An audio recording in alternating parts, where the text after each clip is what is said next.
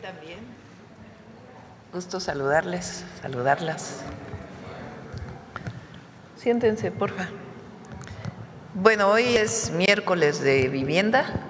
Al principio vamos a tener un enlace con Edna Vega y Octavio Romero hasta Zacatecas para la entrega de vivienda de un conjunto del Infonavit. Y después está con nosotros Raquel Buenrostro, secretaria de Anticorrupción y Buen Gobierno, y Estela Damián, consejera jurídica. Vamos a presentar una iniciativa de reforma constitucional para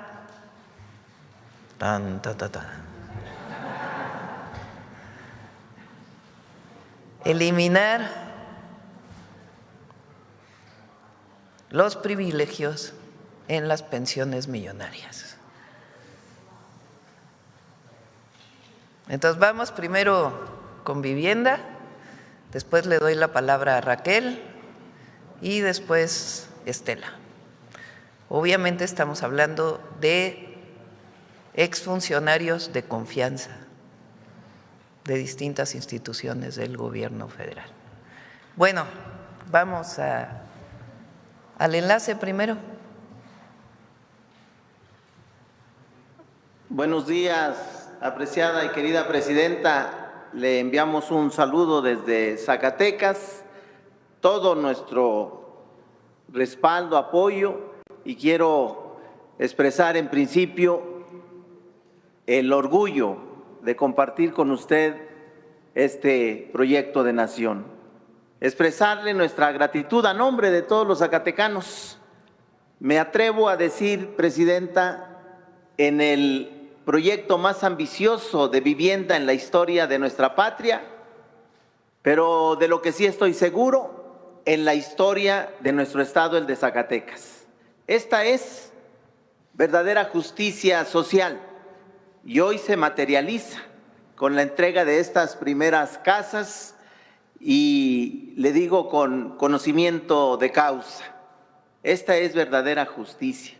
Ahora, con esta nueva modalidad de vivienda en Infonavit, en CONAVI, se materializa la justicia a los que menos tienen, y tener una vivienda es el bien más preciado para el ser, es la seguridad, es la protección, es la paz, es el bienestar y es el progreso de esta familia. Por eso le quiero agradecer a nombre de todos los beneficiarios y a todo el nombre del pueblo de Zacatecas, porque hoy vivimos verdadera justicia al amparo de los programas sociales de nuestro gobierno de la República. Este es un verdadero movimiento de justicia y de transformación. Por eso le expreso nuevamente, mi presidenta, el orgullo de compartir proyecto. Aquí la esperamos, la invitamos a que venga a recorrer. Estamos en el lugar justamente donde vino a colocar la primer piedra de este complejo habitacional apenas hace un año, y hoy con invitados de lujo aquí también, con Octavio, amigo y compañero de lucha, y Edna. Bienvenidos a Zacatecas, y nuevamente expreso mi gratitud a nombre del pueblo de Zacatecas. La invitamos, presidenta, no nos deje de su mano y no nos deje de visitar, porque siempre es un aliento, una esperanza y una fortaleza la presencia de nuestra presidenta de la República, la doctora Claudia Sheinbaum Pardo. Y nunca lo olvide, presidenta, no lo olvide, por favor, en Zacatecas la queremos bien mucho. Así dicen en Zacatecas, bien mucho. Gracias, David. Un abrazo.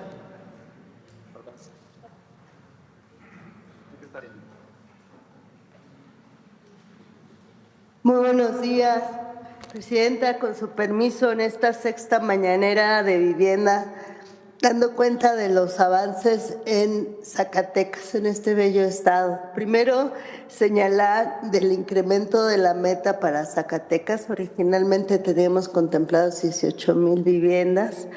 Se logró aumentar a 26,000 viviendas nuevas. 12,000 por parte de la Comisión Nacional de Vivienda y 14,000 por parte del Infonavit.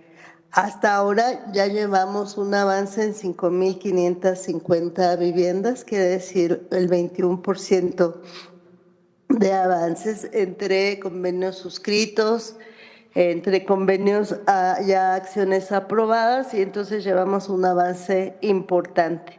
Esto significa una inversión aproximada de 15,600 millones de pesos. Se generarán 78,000 empleos directos, 117,000 empleos indirectos, beneficiando a más de 93,000 personas. Adicionalmente a esto están las 6,000 acciones de titulación, de regularización de la tenencia de la tierra por parte del INSUS, y las demás acciones como la condonación de adeudos, el mejoramiento de las condiciones de adeudos, mejoramiento de vivienda. Lleva casi 3,000 acciones, apoyos y créditos para mejorar la vivienda, y de asuntos agrarios más de 5,000, entrega de títulos y certificados parcelarios por parte del Registro Agrario Nacional. Como ve, Presidenta, hemos avanzado bastante en Zacatecas, y sí quiero agradecer particularmente el apoyo del gobernador, en este caso del presidente municipal, que fue quien donó este predio y nos permitió avanzar muy rápido, igual que en el caso de CONAVI. Muchas gracias. Gracias. Gracias, Edna. Octavio. Presidenta, muy buenos días. Buen día. Nos encontramos aquí en el fraccionamiento Infonavit, Ojo de Agua, en el municipio de Guadalupe, Zacatecas. En abril del año pasado, usted colocó la primera piedra, y hoy, a 10 meses de ese evento, ya estamos entregando vivienda. Le informo que en este desarrollo, Presidenta, hay 208 viviendas, 154 de ellas ya se entregaron a familias. En esta ocasión vamos a entregar las llaves a 45 familias. Aprovecho para hacerle un reconocimiento al Grupo Constructor Plata, porque la calidad con la que se construyeron estas viviendas es excepcional. Aquí en Zacatecas, Presidenta, gracias al apoyo del gobernador David Monreal y de los presidentes y presidentas municipales, hemos avanzado rápidamente y ya iniciamos en 4 conjuntos que representan más de 3,000 viviendas en los municipios de Fresnillo, de Guadalupe y de Zacatecas. Como ya le hemos informado, Presidenta, la meta en Zacatecas para el Infonavit se incrementó a 14,000 viviendas, lo que va a significar una inversión de más de 8,400 millones de pesos a lo largo de su administración. A continuación, Presidenta, si me lo permite, vamos a entregar las llaves a 4 derechohabientes, a Laura Cecilia Carrillo, de este lado, me toca a mí.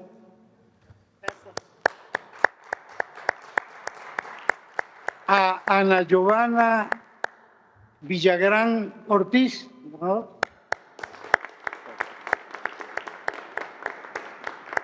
a María del Carmen Vázquez Rubalcaba,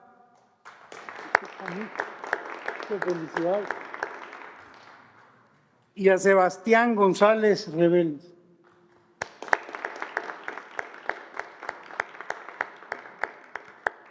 Es cuanto, Presidenta. Muchas gracias. Gracias, Octavio. Felicidades a todos los que hoy tienen una vivienda. Son, recuerden, 1,800,000 viviendas el objetivo del sexenio, y vamos muy bien. Bueno, ahora sí, Raquel.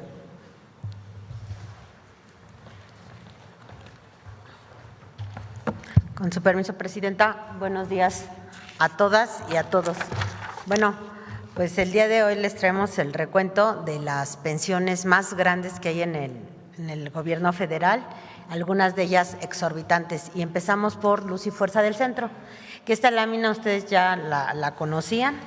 Sabemos que hay 14,000, poco más de 14,000 extrabajadores.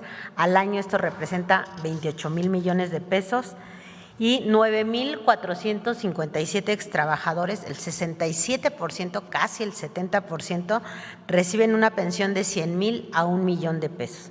Tenemos una persona que recibe poquito más de 1,000,000 de pesos mensuales. A los jubilados, además, de Luz y Fuerza del Centro, se les subsidia el impuesto sobre la renta parcialmente, la gran parte del impuesto, lo que representa 2,400 millones de pesos adicionales por año. Esto está muy por encima de los extrabajadores que ya ahorita se encuentran en proceso de jubilación.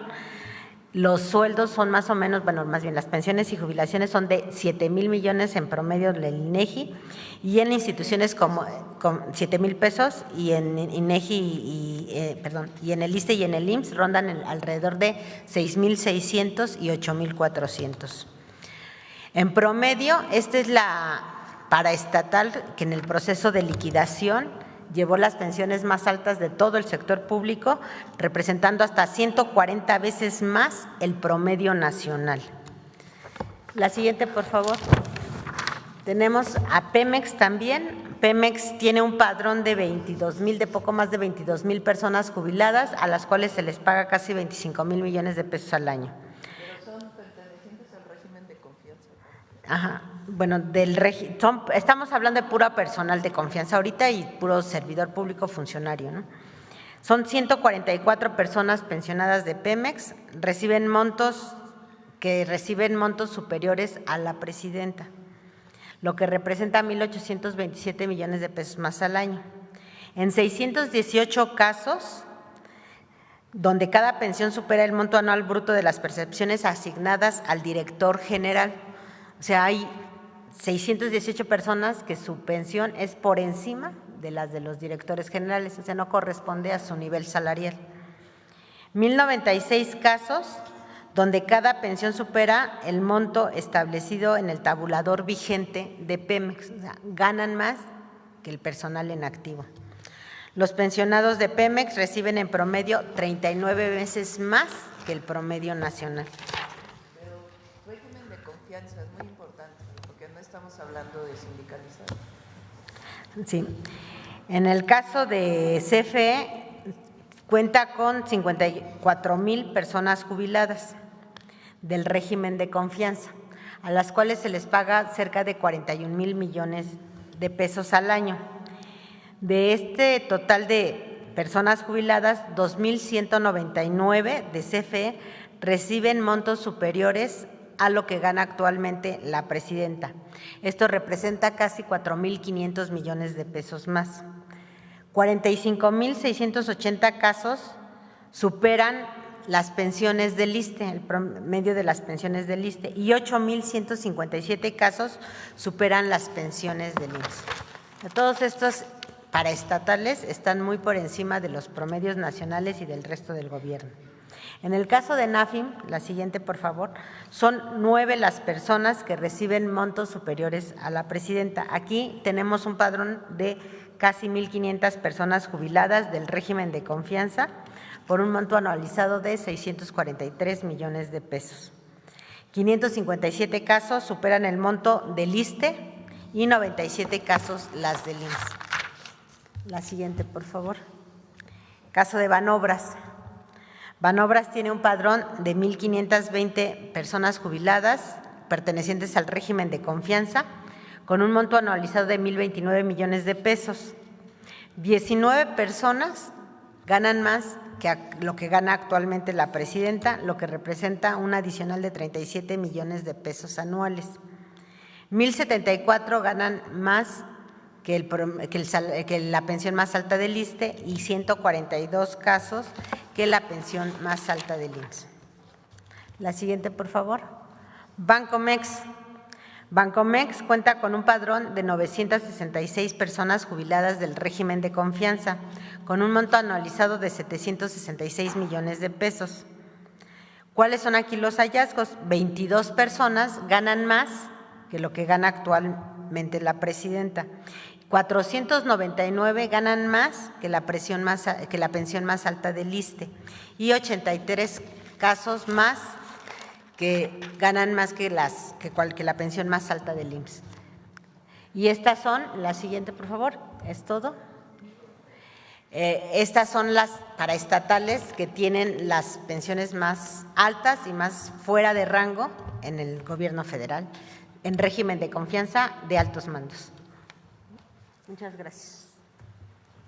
Estamos hablando, por ejemplo, de alguien que fue director de CFE hace 20 años o 15 años, o subdirector, o sea, los altos mandos de confianza, y que hasta hoy se jubilaron hace 10, por ejemplo, pudieron haber estado 1 año o 2 trabajando y reciben una pensión de 300,000 pesos mensuales por 10 años o 15 años, o sea, más de 3 millones de pesos netos de recursos públicos que se le dan a alguien que fue 2 años director de Luz y Fuerza del Centro. No estamos hablando evidentemente de los trabajadores con contrato colectivo, de los trabajadores de base, ni de Pemex, ni de CFE, ni de la entonces Luz y Fuerza del Centro, sino de los altos mandos. Imagínense que de Luz y Fuerza hay una persona que recibe hasta la fecha 1 millón de pesos mensuales de pensión por haber sido durante algunos años alto mando de Luz y Fuerza del Centro. O sea, recibe más de 12 millones o 12 millones de pesos al año por ya dedicarse a gozar de su vida.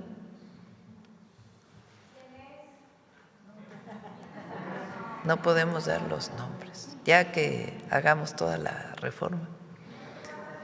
Entonces, lo que va a presentar ahora Estela es una reforma constitucional para que a partir de ahora la pensión sea la mitad de lo que gana el titular del Ejecutivo Federal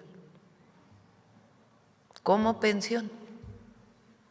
Ya lo que ganaron antes, eso pues ya no se puede mover, pero a partir de ahora pues ya no se les puede seguir en un gobierno que busca eliminar privilegios pagando 1 millón de pesos mensuales de pensión o 300,000 pesos, imagínense. Entonces, quiero dejar muy claro que no tiene que ver con trabajadoras y trabajadores con contratos colectivos, ahí sí no, porque esos son sus contratos, sus negociaciones históricas que han hecho, no. Nos estamos refiriendo a aquellos trabajadores de confianza, los altos mandos, que a la fecha con recursos públicos, o sea, recursos del pueblo, les tenemos que seguir pagando altísimas pensiones. Entonces, sí, porque ahí hay contrato colectivo y ahí hay… nosotros no podemos entrar al tema del contrato colectivo porque son derechos conseguidos por las y los trabajadores. Estamos hablando de altos mandos, que fueron alguna vez altos mandos y a partir de ahora pues ya se van a tener 70,000 pesos mensuales en vez de 1 millón. Exacto. No, porque es a partir de ahora. O sea, lo que ya fue, pero a partir de ahora ya va a ser algo distinto. Bueno, de ahora digo, si lo aprueba el Congreso, ¿verdad? Porque es una reforma al 127 constitucional. ¿Yo lo va a seguir ganando o baja? No, el que gana 1 millón hasta ahora, pues ya lo ganó. A partir de que se apruebe la reforma constitucional, ganará 70,000 pesos. Ya, que es bastante, ¿no? Ya no 1,000,000. Bueno, Estela va a decir cómo va, a quién incorpora esta reforma. Buenos días, presidenta. Buenos días a todas y a todos. Bueno, pues como le explicaba la presidenta, la doctora Claudia Sheinbaum, esta es una iniciativa con proyecto de decreto por el que se reforma el artículo 127 de la Constitución Política, o es la propuesta de los Estados Unidos mexicanos en materia de límite a las jubilaciones y pensiones de las entidades públicas. ¿De qué estamos hablando? Estamos hablando de pensiones sin privilegios. La presidenta de la República enviará a la Cámara de Senadores una iniciativa de reforma al artículo 127 constitucional para establecer que las pensiones de exfuncionarios de altos mandos de confianza no podrán exceder el 50% de las remuneraciones que percibe la titular del Ejecutivo Federal. Y aquí viene la excepción: salvo pensiones o jubilaciones previstas en las condiciones generales de trabajo. La que sigue, por favor. Bueno, el principio de esta reforma fundamentalmente tiene que ver con lo siguiente. El primero es austeridad republicana, el segundo, humanismo mexicano, y el tercero, responsabilidad financiera. Estamos hablando nuevamente de pensiones sin privilegios. La que sigue, por favor. Y bueno, pues, ¿a quiénes nos estamos refiriendo? Como ya se pusieron varios ejemplos, solamente voy a dar el resumen de estos. Organismos descentralizados, empresas públicas del Estado, fideicomisos públicos, empresas de participación estatal y banca de desarrollo. Y aquí vienen solamente algunos ejemplos, pero es mucho más abundante la presentación que hizo la secretaria de Buen Gobierno, Raquel Buenrostro. ¿Sería cuánto, presidenta? Pues esto es un párrafo en el 127 constitucional que tiene que ver con pensiones sin privilegios, es decir, exfuncionarios de altos mandos que en la actualidad están recibiendo pensiones onerosas.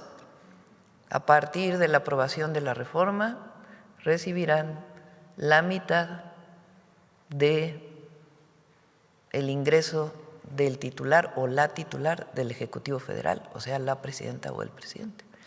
Para que todos sepan, cuando yo me jubile, o sea, cuando salga del gobierno, yo al entrar al gobierno federal renuncié a mi plaza de la UNAM porque ya tenía 6 años de licencia y el Estatuto del Personal Académico establece que el máximo de licencia pueden ser 6 años.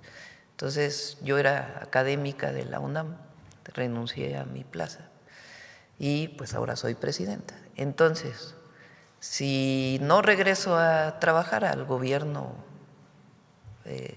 a una entidad académica, por ejemplo, que tenga ISSSTE, pues me jubilaré con el monto de mi antigüedad.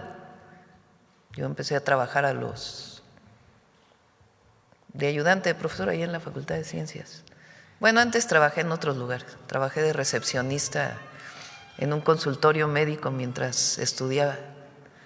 Y previo a eso trabajé en un restaurante repartiendo volantes para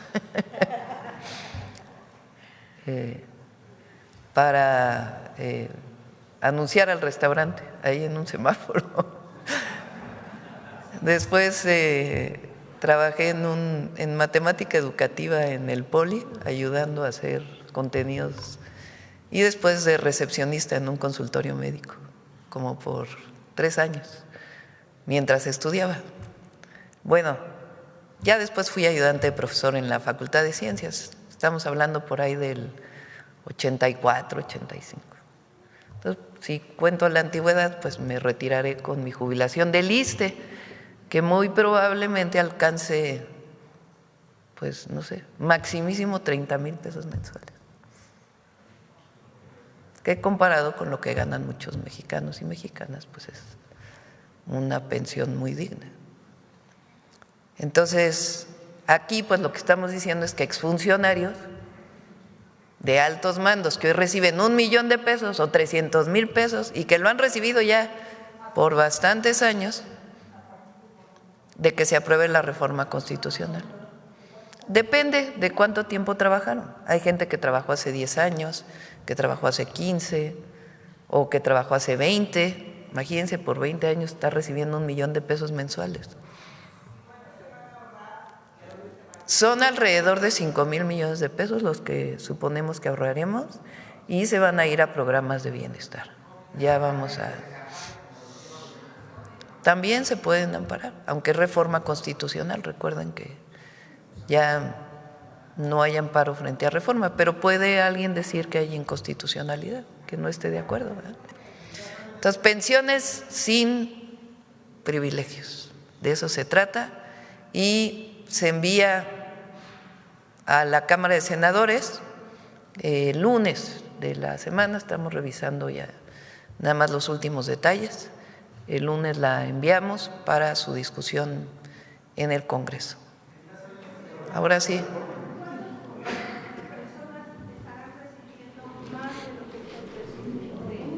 Raquel, ¿cuántas personas estarán recibiendo? No tienes ahorita el dato, pero mira, a ver, pon la de Raquel.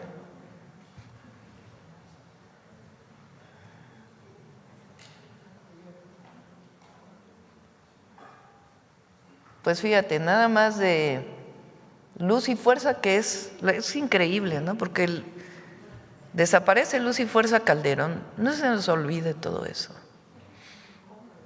Lo desapareció, los trabajadores se quedaron sin nada. Pero a los altos mandos, a esos sí les dieron su pensión. Los que tenían y los de entonces. Entonces son que ganan más de 100,000 pesos mensuales de pensión, 8,500 más 603 más 205 más 75 más 33 más 1. Nada más de Luz y Fuerza del Centro.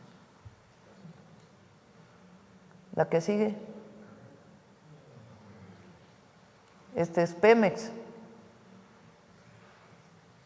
Pues aquí son todos, ¿no? 179 más 94 más 133 más 115 más 8 más 15. 544.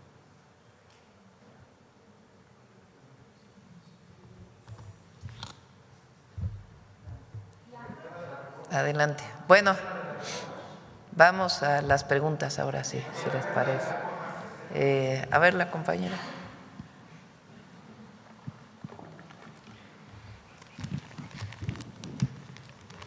Gracias, presidenta. Preguntarle, Tania Damián, de Ángulo 7, tengo un tema de Puebla.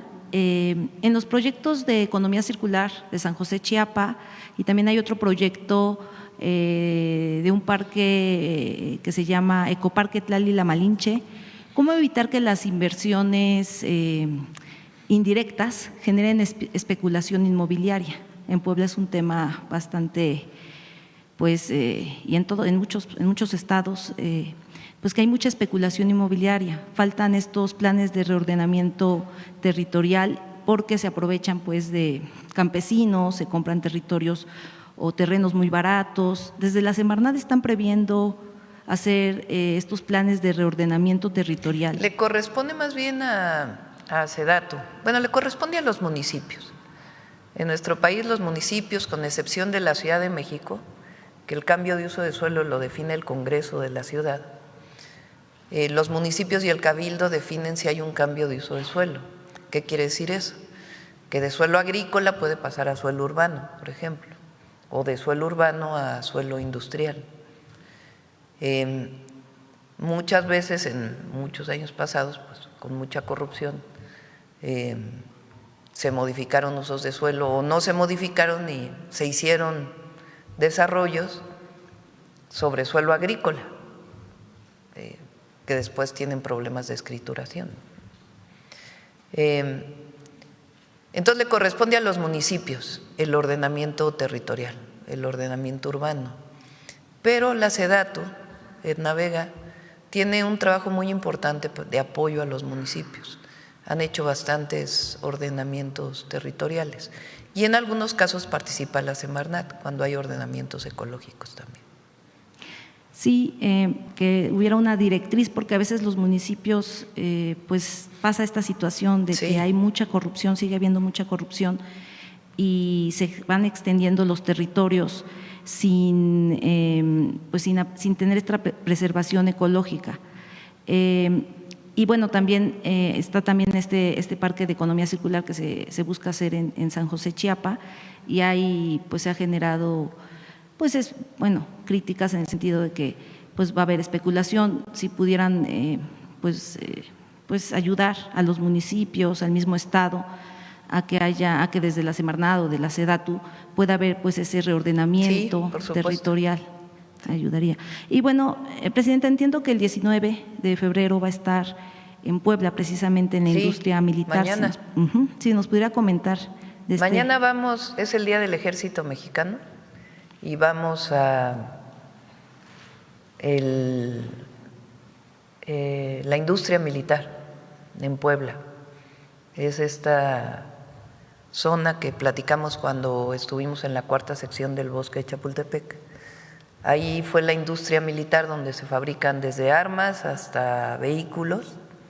Estuvo durante mucho tiempo en la Ciudad de México, en la alcaldía Álvaro Obregón, y Coajimalpa, un pedacito, a la salida hacia Toluca. Ahí estuvo durante mucho tiempo. Peña Nieto lo quería vender justamente para hacer un desarrollo habitacional. Y cuando llegó el presidente López Obrador y su servidora a la jefatura de gobierno, se tomó la decisión de que se hiciera un espacio ecológico, la 4ª sección del bosque de Chapultepec. Y ahí se hizo un proyecto junto con todo el bosque que se llama Naturaleza y Cultura. Ahí está la nueva cineteca, la nueva bodega nacional, un lugar, la verdad, hermosísimo. Entonces, todo lo que estaba ahí se movió a Puebla. Entonces vamos a ir a conocer la industria militar y a celebrar el Día del Ejército, que en México el Día del Ejército corresponde al decreto que hace Venustiano Carranza cuando fue gobernador de Coahuila, cuando viene el golpe de Estado a Madero y su asesinato. Antes del asesinato, unos días después lo matan a Francisco I. Madero. Estaba detenido aquí en la intendencia de Palacio Nacional. Con el golpe de Estado de Victoriano Huerta, el único gobernador que se levante en armas, imagínense eso, presidente electo después del Porfiriato, después de la primera etapa de la Revolución Mexicana, viene un golpe de Estado al presidente electo, orientado, promovido, asesorado por el entonces embajador de Estados Unidos, Wilson. Victoriano Huerta detiene a Madero, lo tiene unos días en la intendencia, y el 19 de febrero, el único gobernador de todo el país, el gobernador de Coahuila, se levanta en armas y forma el ejército con lo que tenía en Coahuila. Por eso el ejército mexicano es muy especial, viene de una revolución social. A diferencia de la mayoría de los ejércitos de América Latina y del mundo, pero particularmente de América Latina, que vinieron de las élites, el ejército mexicano viene de una revolución social, de la Revolución Mexicana, de ese decreto que hace Venustiano Carranza. Y eso lo conmemoramos el día de mañana. Y en Puebla, pues en esta nueva sede de la industria militar, donde se fabrican armas, vehículos y muchas otras cosas que son parte pues de esta gran institución que es la Secretaría de la Defensa Nacional. Gracias. Y hablando del tema de las pensiones, son 5,000 millones que se ahorrarán. Si ya tienen estipulado para qué usarían ese dinero, digamos, como gobierno federal. Lo que se va a ahorrar de aquí, vamos a incorporarlo a programas de bienestar. Ya les vamos a informar exactamente cómo. El lunes vamos a presentar el programa de jóvenes, el fortalecimiento del programa de jóvenes de atención a las causas. Ahí son algunas nuevas acciones que vamos a desarrollar y ahí vamos a informar el uso de este recurso y también de lo que está pagando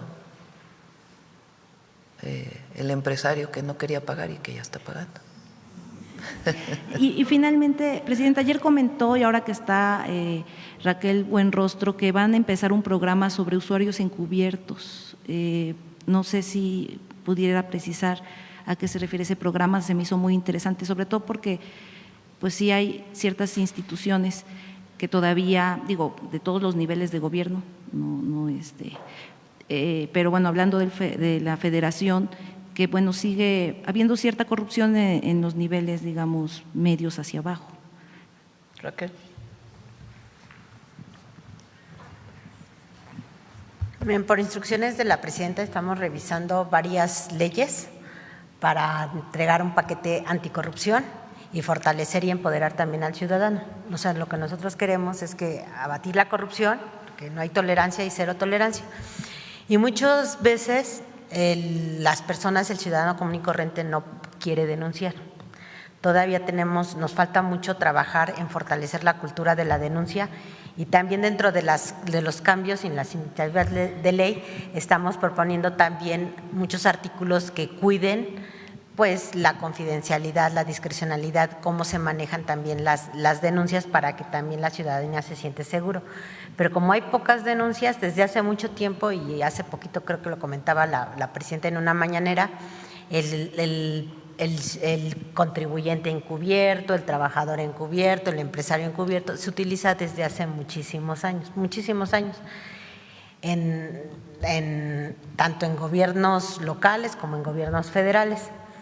El tema es que muchas veces cuando se van estos casos, se van a juicio, se van a la Suprema Corte y se litigan, se nos caen, porque no se reconoce la figura.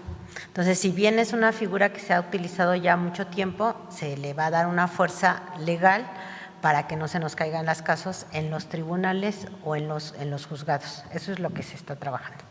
Sí, por ejemplo, en el área de salud yo he detectado en el ISSSTE ciertos temas que hacen auditorías en Puebla, porque yo soy de Puebla, pero sí con ciudadanos encubiertos a lo mejor, pero con ese tema legal podría tener más. Sí, la idea es fortalecer y empoderar a la ciudadanía y mejorar todos los servicios y acabar con la corrupción. Gracias. Gracias. A ver, vamos, a ver, compañero. ¿Qué tal, querida presidenta, muy respetada presidenta Claudia? Soy Raúl Benet, de la Red de Radios Comunitarias de México, Radio Tepoztlán, y también colaboro con Radio Educación y con el Instituto Mexicano de la Radio y con Rompeviento TV y otros medios. Pues me atreví a pedir la palabra el día de hoy porque ha habido durante estas semanas, particularmente la semana pasada, una serie de foros y de eventos académicos, también con participación de académicos de diferentes partes del mundo, incluidos también exfuncionarios de gobiernos de América Latina, sobre el tema de estos instrumentos o mecanismos de disputa que tienen las empresas, las corporaciones contra los países en los tratados de comercio. En particular, se ha estado discutiendo con mucha preocupación el tema de los ISDS, ¿no? Los Investor State Investment Settlements, que son estos instrumentos de disputa que tienen las empresas en su acervo jurídico contra los países. En el caso de México lo hemos enfrentado brutalmente, hemos perdido o estamos en procesos, ojalá que no de perder, pero sí contra empresas que han demandado al Estado mexicano por decenas de miles de millones de pesos, y algunos de ellos no en esas cantidades, pero hemos tenido que pagarlos. Algunos de estos temas vienen desde hace 30 años, se firmaron estos convenios, han cambiado las leyes, ha cambiado la Constitución, ha cambiado la visión del país y estamos imposibilitados de instrumentar nuestra propia Constitución y las leyes ambientales y los principios y todos los derechos humanos por estos instrumentos. Recientemente el secretario de Economía anunció afirmó que México estaría ratificando este artículo 14 del TEMEC en sus incisos D y E, que establecen estos instrumentos que son realmente abusivos y que realmente uno de los principios que hemos visto que de alguna manera rigen la Cuarta Transformación es el fortalecimiento de la soberanía, y este instrumento realmente resulta un instrumento que se instituye por encima de la Constitución. Lo estamos viendo, lo hemos visto en otros países, incluso hay senadores, senadoras de los Estados Unidos, de demócratas, que se oponen a estos instrumentos justamente con ese argumento de que son contrarios a la soberanía y que impiden que los gobiernos ejerzan plenamente sus compromisos, sus obligaciones constitucionales.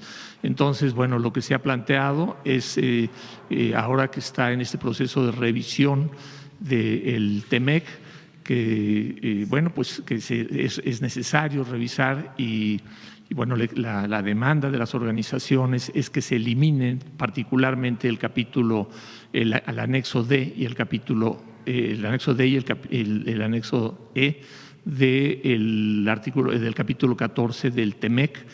Y bueno, pues ese tema es uno de los temas que quisiera preguntarle. Y bueno, pues por ahora esa pregunta, Presidenta.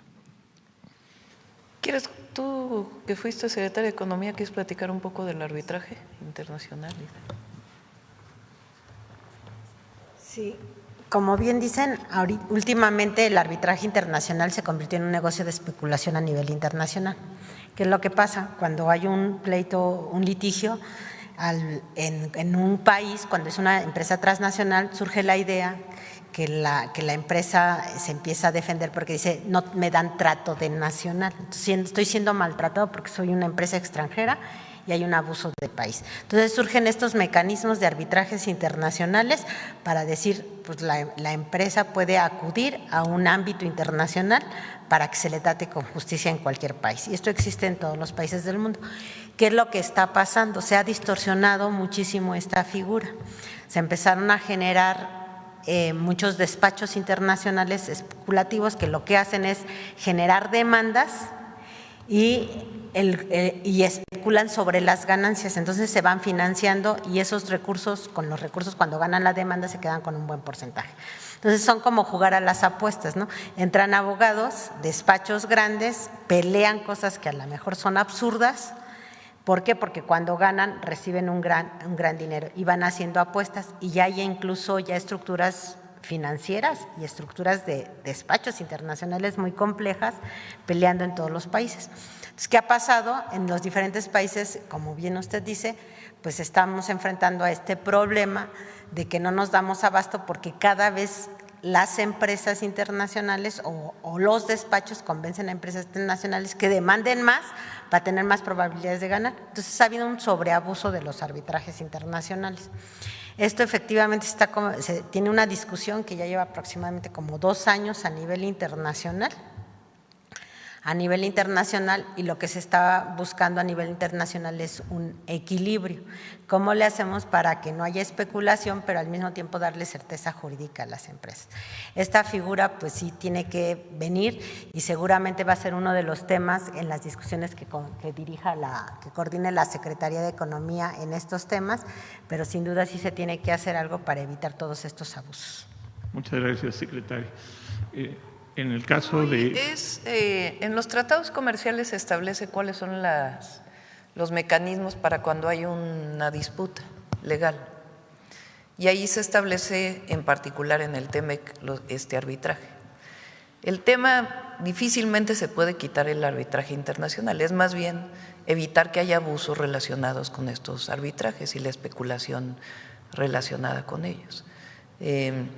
Los tratados pues se aprueban por el Senado, no es una decisión solamente presidencial, y ahí se establecen los mecanismos. Pero en efecto, lo que hay que buscar es los mecanismos que no haya especulación relacionada con estos arbitrajes. Muchas gracias. Tengo otra pregunta. En ese…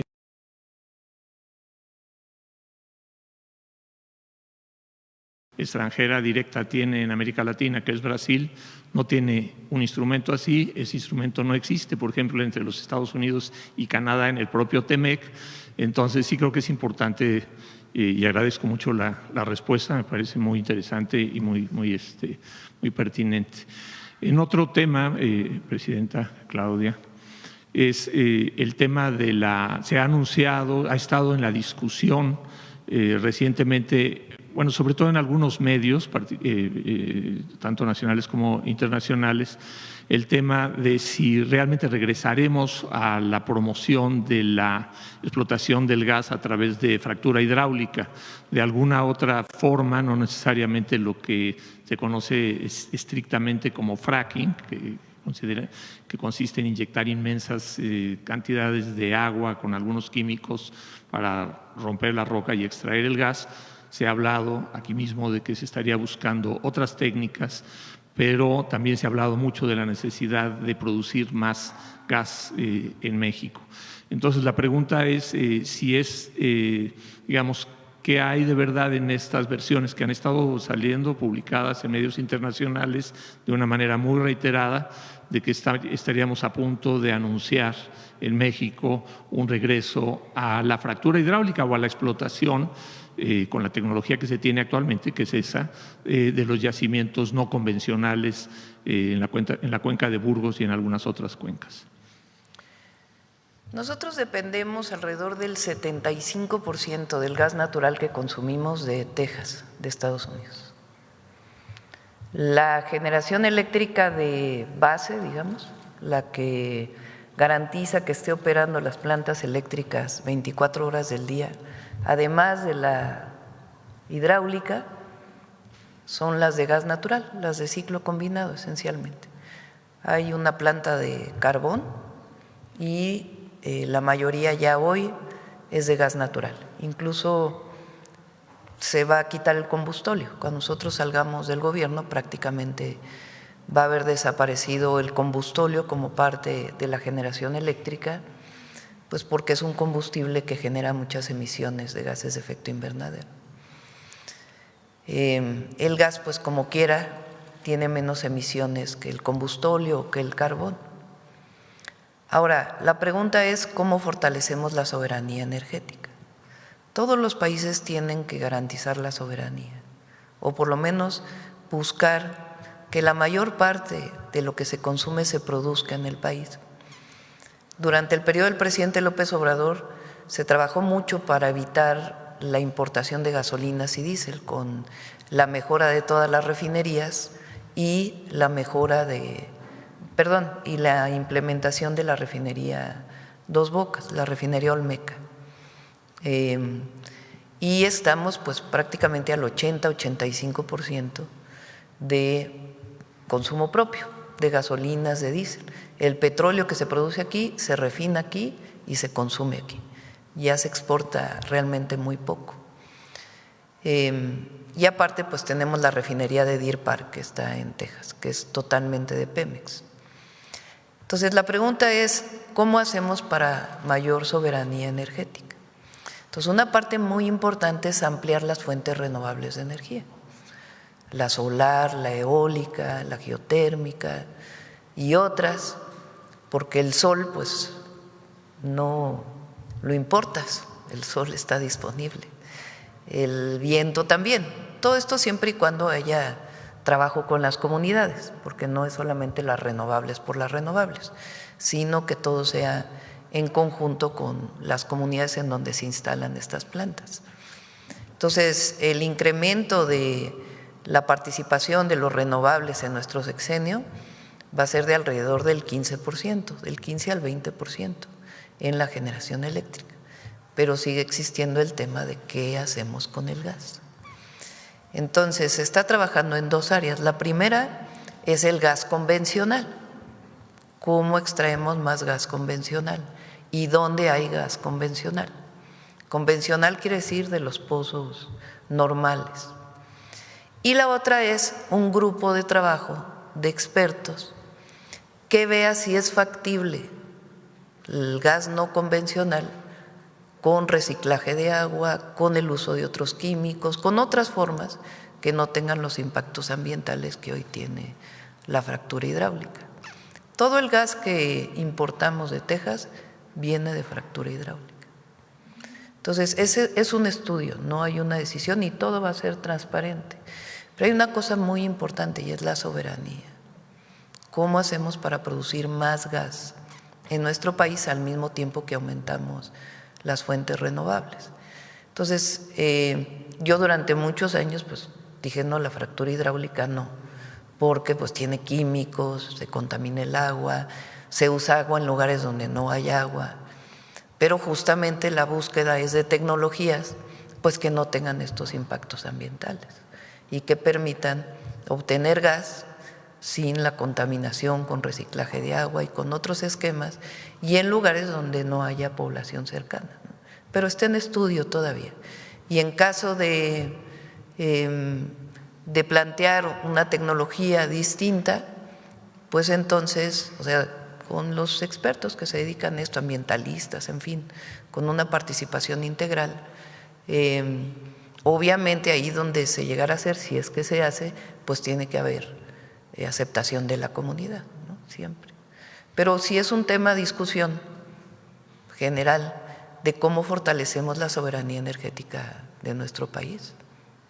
Muchas gracias, presidente. En otro tema muy diferente, nosotros somos una radio comunitaria, Radio Tepoztlán, y estamos en una red de radios comunitarias, y ahora que se está discutiendo el tema de los libros de texto y la nueva escuela mexicana, nosotros desde la pandemia hemos tenido relación con algunas de las escuelas de nuestro pueblo, particularmente con preescolar, con el Jardín de Niños, que han mantenido un programa a lo largo desde entonces, y donde las maestras, junto con otras maestras de preescolar y de otros niveles educativos, van explicando en qué consiste el nuevo modelo educativo a partir de sus propios textos. Y es apasionante, es realmente increíble, da muchísimo gusto, es clarísimo, es una dirección totalmente distinta, cuando menos desde mi punto de vista, a la que había. Y ahora recientemente, en los recientes días de la discusión que se dio sobre un director general al interior de la Secretaría de Educación Pública, nos preguntaban algunos radioescuchas en ese contexto si se estaría dando marcha atrás. No. Entonces, yo les decía, no, definitivamente no es una persona, pero sí me gustaría que usted nos hiciera favor de abundar en cómo es que se construyen y cuál es la dirección, o sea, cómo es que se construyen, cómo se escriben, cómo se organiza, qué papel juegan los maestros, las maestras, sobre todo en nuestro caso, todas las que llevan a cabo estos programas son maestras, y cómo es que esto no es una cuestión de una persona o que se esté dando marcha atrás en este proceso tan interesante. Esa es respuesta, y ya nada más también quisiera felicitar a usted, a todo el equipo, por esa excelente noticia de ir contra las inmensas pensiones. Felicidades por eso. Bueno, el modelo educativo continúa, la nueva escuela mexicana continúa, los libros de texto, su esencia continúa, eso no va a cambiar. Esta idea muy antigua del profesor, la profesora que se para frente a un salón de clase y los alumnos escuchan el dictado y se dicta y se aprende memorizando, pues ya es una idea muy antigua de la pedagogía. Y la nueva escuela mexicana lo que busca, entre otras cosas, es fortalecer el trabajo colectivo de los estudiantes y que se aprenda en ese trabajo colectivo. Y eso es algo que no va a cambiar ni mucho menos. Y la esencia también del contenido tampoco va a cambiar. Es enriquecer en ciertas áreas. Por ejemplo, necesitamos ampliar los libros de texto a lenguas originarias.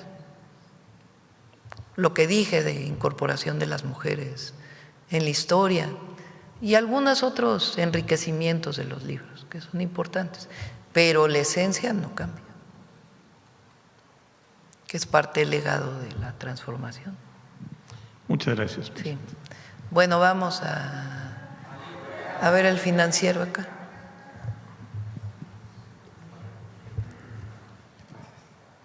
Gracias, doctora. Buenos días. Eduardo Ortega, del Financiero.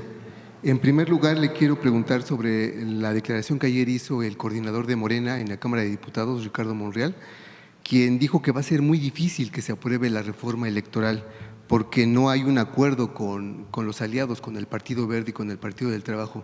Entonces, en ese sentido, le quiero preguntar, ¿por qué mandar una iniciativa de reforma constitucional cuando no se tendrían los votos para aprobarla? Vamos a esperar al día que enviemos la reforma. Ahí ya platicamos de todo. No nos adelantemos. Ok. Por otro lado, ayer la alcaldesa de Uruapan, Grecia Quirós, denunció ante la Fiscalía de Michoacán a 3 morenistas, a Leonel Godoy, Raúl Morón e Ignacio Campos. Entiendo que por los señalamientos que el propio Carlos Manzo hizo en vida, de que si le sucedía algo ellos podrían ser responsables. Entonces ella lo que solicita es que asistan a declarar. ¿Cuál sería su posición al respecto? Bueno, al poner una denuncia, pues la Fiscalía tiene que determinar y vamos a esperar el final de las investigaciones que se están haciendo. Hasta ahora todo indica que fue un asunto de delincuencia organizada, pero que se hagan las investigaciones y que se deslinden todas las responsabilidades. ¿Y de ser necesario que asistan a declarar? Eso lo tiene que determinar la Fiscalía del Estado de Michoacán. Hasta ahora, pues lo que se sabe es que estuvo vinculado a temas de delincuencia organizada, pero tiene que terminar pues todas las detenciones que se tienen que hacer. Ya tiene que determinar la Fiscalía, ¿verdad? Y pues no hacer de esto un tema político, digamos, ¿no? De debate político, sino de justicia. Claro. Que se haga justicia a la muerte de Carlos Manzo. Claro. Que hasta ahora pues hay ya muchísimos detenidos, incluso personas pues que lamentablemente estaban cerca, ¿no? Bien. Por otro lado, doctora, ayer el representante comercial de Estados Unidos previó que se van a hacer ajustes a los aranceles en acero y aluminio. Entonces quiero preguntarle a usted qué información tiene al respecto. Hemos estado leyendo y algo le mencionaron al secretario Ebrard.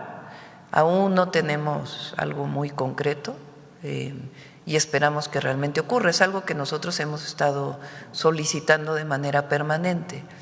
Los aranceles al acero y al aluminio no solamente es, digamos, al acero y aluminio, ¿cómo se puede decir? Puro, digamos, o placas de aluminio, placas de acero, sino también a derivados. Entonces, particularmente los derivados que vienen en algún equipo, pues eso genera muchos problemas, ¿no? Entonces, tenemos conocimiento de que es posible que ocurra, pero hasta que no, en estos temas, hasta que no venga, pues no sabríamos. Y la verdad sería muy bueno. Claro, y obviamente hasta donde usted sabe estos ajustes serían para eliminar esos aranceles. Habría que ver, vamos a esperar. Ahora recuerden que está en 50%, es un arancel muy alto. Claro. Entonces, eso también está impactando en Estados Unidos. Muchos de estos aranceles le impactan mucho a los estadounidenses porque elevan los precios y aumenta la inflación y elevan los precios de productos.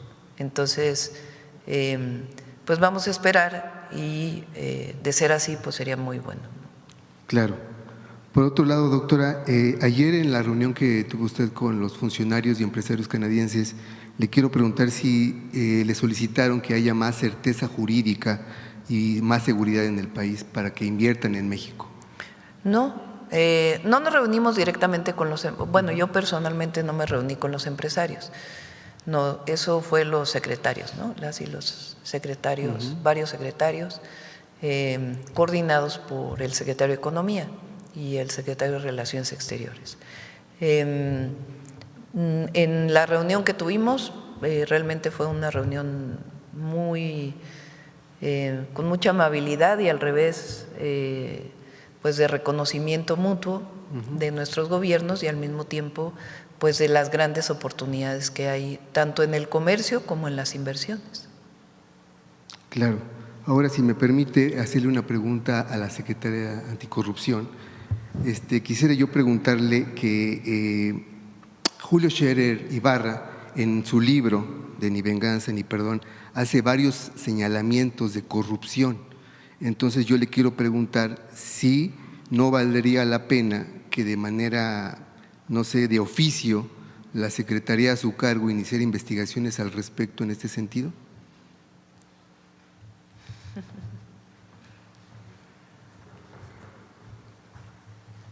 Miren, nosotros damos seguimiento siempre a todas las denuncias que llegan, siempre. Nos llegan denuncias anónimas, hay muchas denuncias que nos las hacen por periódico. Ustedes dicen, ojalá que la Secretaría de Anticorrupción vea y nos dan datos, nos dan nombres, nos dan oficios, nos dan lugares. Cuando se puede, cuando se tiene esa información y se considera relevante, se pueden iniciar investigaciones de oficio. Cuando no tiene nada de información, sino nada más un dicho, es complicado.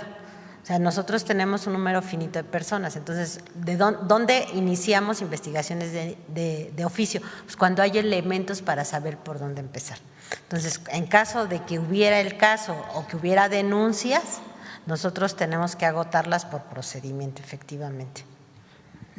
Secretaria, pero si en estos señalamientos son hechos por un mismo funcionario que trabajó en el gobierno y que digamos que él sería como la fuente también de información, que quizás fue un testigo de esos casos, ¿qué habría que responder a ello? Que presente su denuncia. Ajá, que presente las denuncias, porque la narrativa no es suficiente para iniciar una investigación, no tiene elementos. Muy bien, muchas gracias. O sea, que quien tenga pruebas, pues que presente su denuncia, ¿verdad? Digo, cualquiera lo puede hacer. Claro. Y finalmente, si me lo permite, ayer la Auditoría Superior de la Federación anunció que detectó irregularidades por más de 65,000 millones de pesos en el último año del gobierno del expresidente Andrés Manuel López Obrador. Entiendo que la mayor parte es por gasto federalizado. Entonces, ahí quiero preguntarle qué piensa usted al respecto. Viene todo un proceso, no es… normalmente vienen estos datos, si encontraron que no hay suficiente información, no se presentó la suficiente información, entonces se hace este anuncio y de ahí viene un proceso donde todas estas observaciones son saldadas por los servidores públicos que hoy están, porque si no, pues el servidor actual puede tener responsabilidad, aunque no haya sido en su periodo. Entonces viene un periodo de saldar todas las observaciones y normalmente en estos periodos se reduce los montos de manera muy significativa, pues porque hay el tiempo para poder justificar todo aquello que en una primera revisión la auditoría encuentra. Entonces hay que esperar a que pase todo el proceso. Le agradezco mucho, doctora. Sí. Bueno, vamos. A ver aquí. Gracias, Presidenta.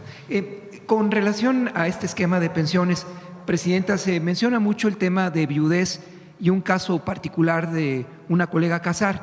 Esto sería para la secretaria y para usted, Presidenta. En este marco de los polos de desarrollo industrial para Tlaxcala, programado recientemente y su próxima visita a la entidad, ¿cree que haya viabilidad para que en el corto plazo inicie y se pueda ver un resultado palpable en la entidad tlaxcalteca y que al mismo tiempo se refleje en el cuidado de su compromiso 92 con los ríos Zahuapan y Atoyac?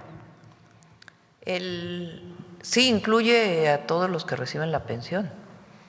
O sea, si falleció la persona y lo recibe la viuda o el viudo, también incluye. O sea, es la reducción de las pensiones.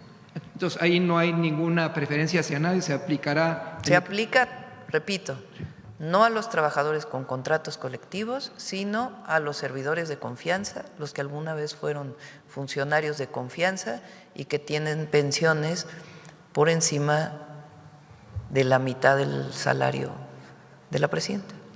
Respecto al índice de percepción de la corrupción, en el cual encuadran las cifras del Banco Mundial, México y en su administración mejora su posicionamiento, pero le preguntaría, Presidenta, si sería un sueño guajiro pensar que México pudiera en algún momento o al término de su administración alcanzar una posición similar a Dinamarca. Pues claro que nosotros combatimos la corrupción en todo momento. Ahora, y esto es muy importante también, fíjense nada más el aumento en los ingresos de tesorería, a ver si del SAT. O sea, imagínense ustedes, aquí presentamos cómo aumentaron el cobro de impuestos y derechos, porque realmente prácticamente no se ha aumentado impuestos. El ISR no se ha aumentado, al contrario, cuando llegó el presidente López Obrador en la frontera bajó a la mitad el ISR y el IVA en la frontera. O sea, incluso hay disminución de impuestos. Y hemos recaudado en 2025 6 billones de pesos. Miren lo que recaudó, bueno, eso es 2019, pero a ver si tienes las de antes. O sea, porque antes que había régimen de llamada consolidación, que podían poner pérdidas de unos en las empresas de otros, eso ya no existe. La condonación de impuestos, que se prohíbe ya por Constitución. Entonces, pues hay que pagar los impuestos, así de sencillo, como todas y todos los mexicanos. Si hubiera corrupción, pues no tendríamos estos ingresos. Y en el ejercicio del presupuesto somos transparentes en qué se está destinando cada peso. Y los programas de bienestar, imagínense, 1 billón de pesos se destinan a programas de bienestar. 1 billón este año, 2026, 1 billón, 1 millón de millones de pesos directos a la gente a través del Banco de Bienestar. Pues eso, ¿dónde se iba ese dinero antes? Los apoyos sociales, que además eran clientelares, no alcanzaban ni los 100,000 pesos. Bueno, 100,000 millones, pues. 100,000 millones. Ahora es 1 billón. Finalmente. Y sobre Tlaxcala, es muy buena la gobernadora de Tlaxcala, Lorena Cuellar, buenísima. Hace un gran trabajo, la verdad, Lorena. Trabaja de sol a sol, entregadísima, muy creativa, con un muy buen equipo. El polo de bienestar de Tlaxcala ya prácticamente está terminado, el primero, y acaba de comprar el terreno de junto para hacer un segundo polo de bienestar. Tlaxcala es el único estado que por Constitución no puede endeudarse. O sea, lo que hace, lo hace con los ingresos propios. Y es un estado, como ustedes saben, con pocos ingresos por la cantidad de población, y las participaciones federales también son pocas, también porque se miden por población. Y la verdad, ha hecho hospitales, escuelas, avenidas, obras de agua, y ahora pues atracción de inversión industrial. Presidenta, ¿y usted dará todo su apoyo a su compromiso 92 para restituir, rehabilitar a la cuenca? Fuimos el fin de semana.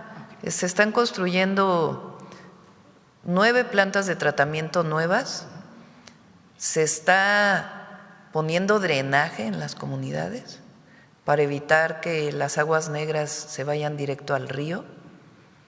Las plantas de tratamiento, algunas son con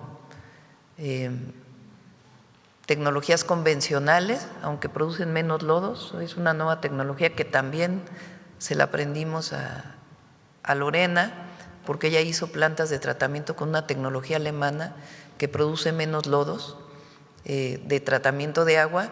Entonces, algunas son de ese tipo y otras son con humedales, que también es una forma natural de descontaminar el agua a través de humedales, de lagunas y ciertas especies de plantas y filtros.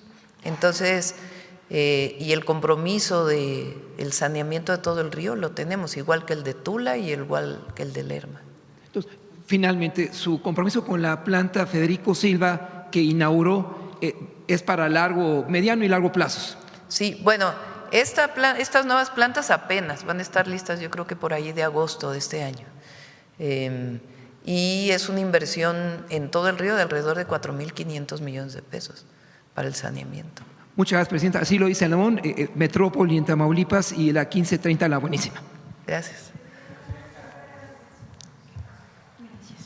Gracias, presidenta. Buenos días. Soy Aisa García de Telesur. Me gustaría preguntarle varios temas, entre ellos si esta iniciativa de las pensiones sin privilegio incluye a los exministros de la Suprema Corte de Justicia. En ese caso no, fíjate, porque sí, ya sabía que iban a ser así. Porque no quedó incluido en la reforma al Poder Judicial, en la primera. O sea, los actuales ministros, su pensión es la del ISSSTE, los de ahorita. Los anteriores no quedó incluida en la reforma al Poder Judicial. Entonces ya no quisimos incluirlo porque pues, ahí se quedó esa reforma. Pero sí incluye todo lo demás. Gracias. Ahora quiero todo lo que tiene que ver con gobierno federal y sus organismos descentralizados. Otros poderes del Estado, sí. ¿no? En la reforma electoral sí vamos a plantear pues que ahora sí los consejeros electorales no ganen más que la presidenta, ¿verdad? Porque muchos de ellos se ampararon. En cuanto a salud, presidenta, me gustaría preguntarle de nuevo sobre el sarampión. Sé que lo aborda a diario y bueno, ya hay 3 nuevas muertes, hay 31 muertes acumuladas. ¿En cuánto tiempo planea su gobierno vacunar a la totalidad de los grupos prioritarios que se han establecido los niños hasta 13 años? Es que hemos visto que en las filas para vacunación, que se ve que hay muchos adultos. Hay muchos adultos, sí, ¿no? De 13 a 49 años. Y bueno, yo tengo entendido que la prioridad es los niños. Sí. Ayer tuvimos reunión con los gobernadores y las gobernadoras e insistimos mucho eso, que hagamos mucha comunicación, difusión para orientar a la vacunación de 6 meses a 12 años. Vamos a poner cartelones en los preescolares, en las primarias, para que orientemos a la vacunación. La mayoría de quienes se van a vacunar, niñas y niños, van a los centros de salud, porque pues es muy difícil ir a los macrocentros, entonces van a los centros de salud. Pero sí insistir mucho en niñas y niños. Nuestro objetivo es 2.5 millones de vacunas a la semana y solamente son 11 entidades donde estamos orientando que se vacunen de 13 a 49 años. ¿Cuáles son? A ver si las pones. Jalisco, ¿por qué son estas nada más? Porque ahí es donde hay más presencia, de acuerdo con la población. Por ejemplo, en Sonora son 30 casos nada más, pero como está creciendo los contagios, pues entonces es mejor prevenir. Entonces es Jalisco, Colima, Chiapas, Sinaloa, Durango, Ciudad de México, Nayarit, Tabasco, Sonora, Tlaxcala y Puebla. Entonces, universal es de 6 meses a 12 años si no se han puesto las vacunas, obviamente, porque hay quien ya tiene sus 2 vacunas y está protegido. Entonces, aquí es de 13 a 49 años.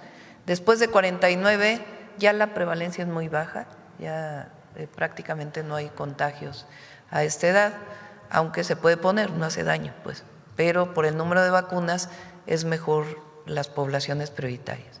Estamos pidiendo más vacunas, están pidiendo 15 millones de vacunas más, y ahora hay 27 millones de vacunas. Entonces, 2.5 millones de vacunas y orientar principalmente desde 6 meses hasta 12 años. Un tema cultural, Presidenta. Se acaba de inaugurar una importante exposición con obras de grandes artistas, por ejemplo, 10 Fridas Kahlo en el Museo de Arte Moderno. Y la Secretaría de Cultura, Claudia Curiel, ha insistido en que la colección Hellman Santander era una colección privada con un espíritu público, algo que no siempre se ve.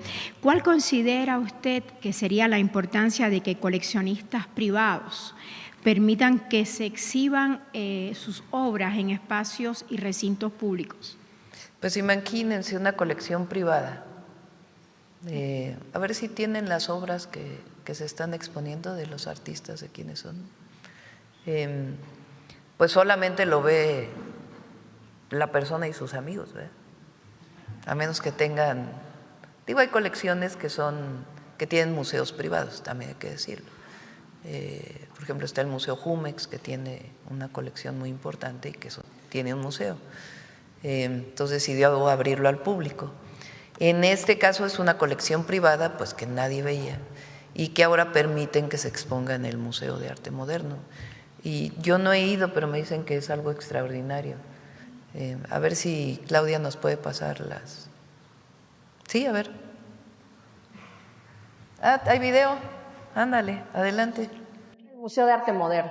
Tenemos 68 obras de arte moderno mexicano, 10 Fridas, Diego Riveras, Orozco, Siqueiros, María Izquierdo, Lola Álvarez Bravo, Graciela Iturbide, Carlos Mérida, Jesús Reyes Ferreira, Gabriel Figueroa. Esta colección empieza una nueva etapa de itinerancia, pero inicia en el país de origen de las y los creadores que conforman esta maravillosa colección, una de las más importantes de arte moderno mexicano. Vengan al Museo de Arte Moderno, los y las esperamos. Del 17 de febrero al 17 de mayo, de 10 a 18 horas. Impresionante.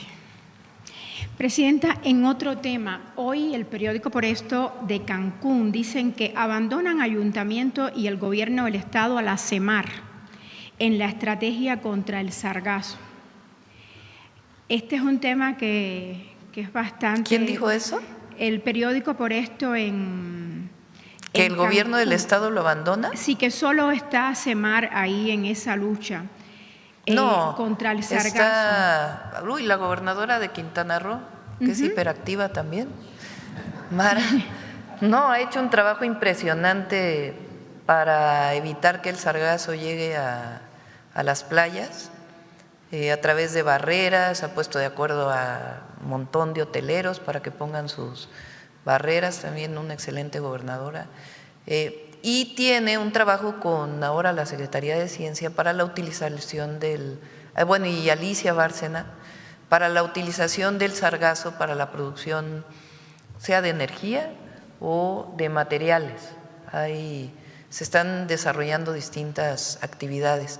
Ella tiene un sistema de monitoreo, Mara, que desarrolló también con CEMAR, en donde se ve dónde hay sargazo, con imágenes de satélite, donde hay sargazo, en donde hay más, en donde hay menos, orienta incluso a los turistas.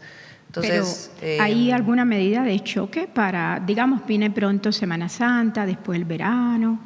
Tiene muchísimo trabajo. ¿De contención? Un día, si gustan, podemos traer a Mara a la Secretaría de Marina y a Alicia, que también está trabajando, y Rosaura, en este trabajo muy importante. El sargazo no se sabe muy bien cuál es su origen, o sea, siempre ha existido pues sargazo, pero ahora el incremento de sargazo en las playas, por lo menos mexicanas, hay quienes dicen que se debe a la deforestación de la Amazonia.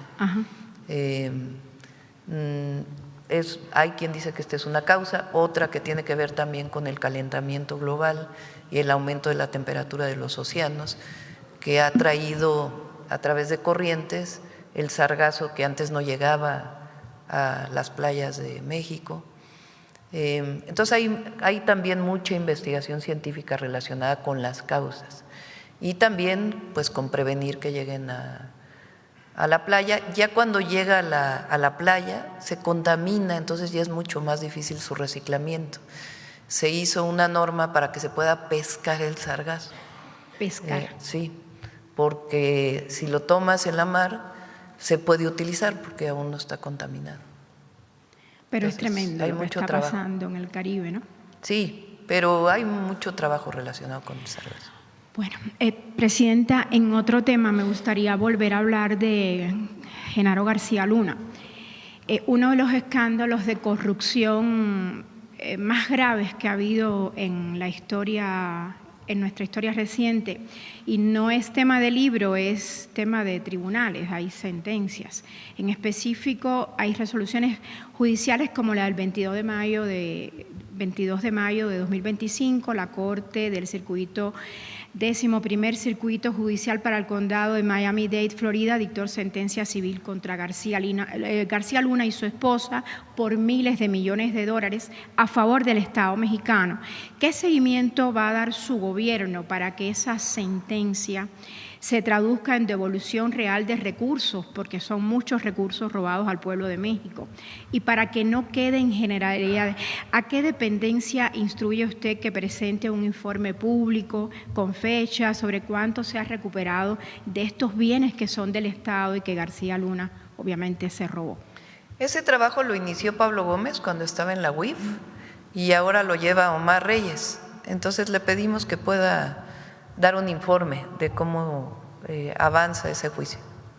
Gracias. En otro tema, el general Ricardo Trevilla Trejo informó aquí en la mañanera que desde 2012 se han incautado alrededor de 137,000 cartuchos calibre .50 y 215 fusiles calibre 50 y que casi la mitad estarían vinculados a la ley City Army Ammunition Plant, principal proveedora de munición para el ejército de Estados Unidos. Esto es una investigación que salió en el New York Times y que usted comentó también hace poco más de una semana. La pregunta es si ya hubo una respuesta formal del gobierno de Estados Unidos sobre el origen y las rutas de esa munición y qué información específica le está solicitando México. Si le están preguntando sobre trazabilidad, lotes, punto de ventas, intermediarios, ¿qué le está pidiendo México? Sí, estamos pidiendo toda la información y además se está viendo si se puede incorporar a las demandas que ya tenemos o se pudiera establecer una nueva demanda. Lo está trabajando la Secretaría de Relaciones Exteriores y también le pedimos que en cuanto tenga todo lo pueda venir a informar. A partir de este hallazgo, ¿su gobierno va a exigirle a Estados Unidos con corresponsabilidad en cuanto a seguridad fronteriza? Lo exigimos siempre, no es que lo vayamos a hacer. En las reuniones siempre se plantea el tema, y lo he hecho en las conversaciones telefónicas con el presidente Trump, el tema de la entrada de armas de Estados Unidos a México. Pues que son armas de alto calibre, muchas de ellas exclusivas del ejército de Estados Unidos y que están llegando a México y las usan los grupos criminales. Entonces, este es parte del entendimiento que hemos firmado. Así como nosotros colaboramos para evitar la entrada de drogas, ellos tienen que colaborar para evitar la entrada de armas a México. Hablando de Estados Unidos, Presidenta, usted ha ofrecido que México facilite un diálogo entre Estados Unidos y Cuba. ¿Puede confirmar si el Departamento de Estado respondió formalmente o no a esta propuesta suya? Hay pláticas para ver si es factible, pero depende de los dos gobiernos, o sea, no solamente pues de la voluntad del gobierno de México, sino de la voluntad del gobierno de Cuba y de la voluntad del gobierno de Estados Unidos y de las condiciones también que en el marco de su autodeterminación pudiera estar estableciendo el gobierno de Cuba. Su gobierno ya envió ayuda a Cuba y de hecho ayer se repartió y se entregó a la población. Sí. Está la constancia visual por todos lados. el gobierno cubano y los cubanos están muy agradecidos, lo dicen por todos lados, pero llama la atención que España anunció que se suma a esta iniciativa de México. Mi pregunta es si a su juicio México está marcando una pauta para que otros países actúen, si tienen ustedes como gobierno algún plan para construir una especie de mecanismo multilateral, por ejemplo, a través de la ONU, donde México tenga un rol de coordinación regional, debido a que fue el primer país que empezó con este envío de apoyo humanitario a Cuba. Y ojalá se sumen más países. Nosotros vamos a seguir enviando ayuda, apoyo, no solamente el gobierno apoyando a Cuba, al pueblo de Cuba, sino también ya hay muchas iniciativas ciudadanas. El domingo se presentó una, le llaman de pueblo a pueblo, donde hicieron una colecta en el Zócalo de la Ciudad de México y estamos ayudando para que pueda llevarse a los barcos que ya vienen de regreso para poder cargar nuevamente, y en la medida que podamos ayudar, vamos a ayudar. México siempre ha sido solidario, siempre, y no va a ser la excepción. Pueblo del mundo que necesite apoyo de México, el pueblo de México siempre está dispuesto a hacerlo. Es sello de las y los mexicanos, la generosidad.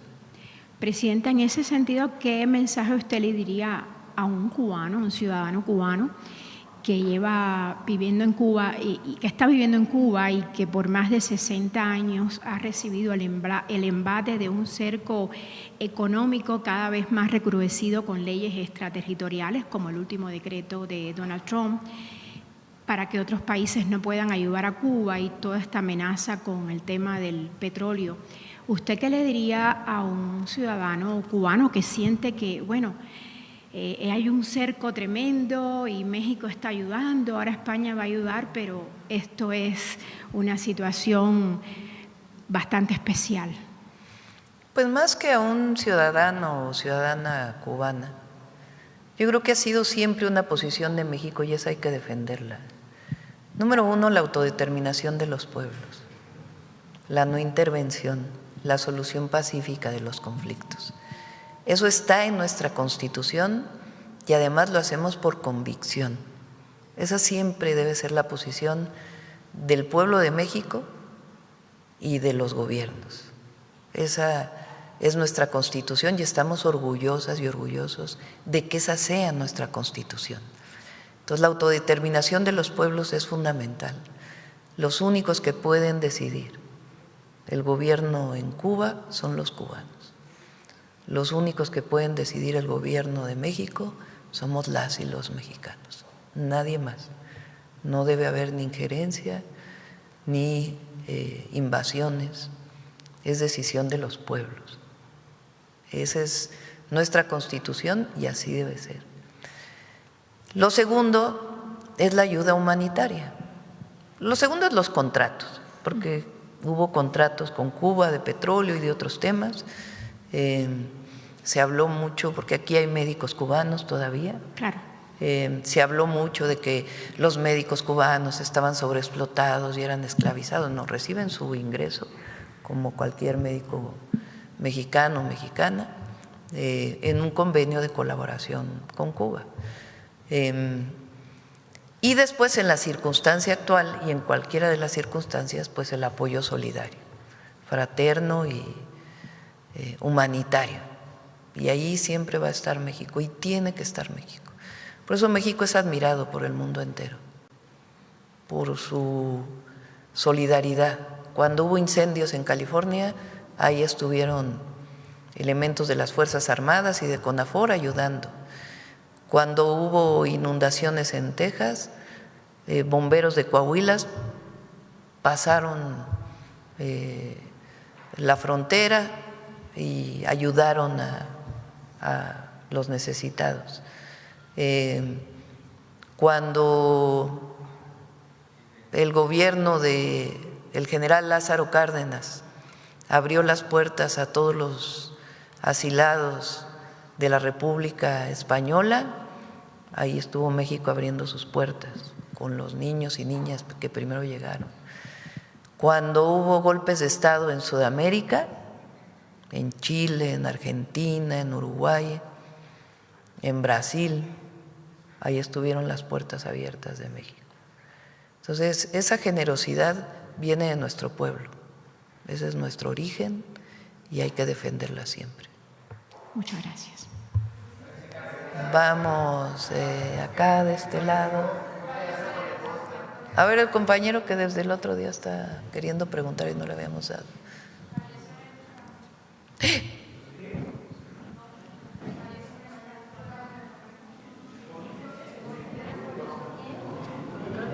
No. A ver, vamos a averiguar bien. No, que no es cierto. No, no es cierto. Ay, no asuste. Sí. Nuestro cariño a Elenita. Bueno, bueno, y luego el compañero que está a un lado tuyo, que desde hace rato está pidiendo. Presidenta, qué gusto saludarle a Ramón Ramírez Gutiérrez de Noticieros El Blog Medio Comunitario en la Mixteca de Oaxaca. El día de hoy es un día de presidenta para el estado de Oaxaca y quería pedirle su opinión.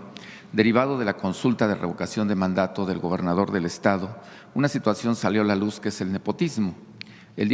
Anunció el gobernador hace 8 días que iba a hacer cambios fundamentales a su gabinete. El día de hoy los está anunciando. ¿Qué opina usted de esta situación y sobre todo que pues esto puede ser también un mensaje para la consulta de revocación de mandato que pueda tener su gobierno? ¿Qué opina usted, presidente?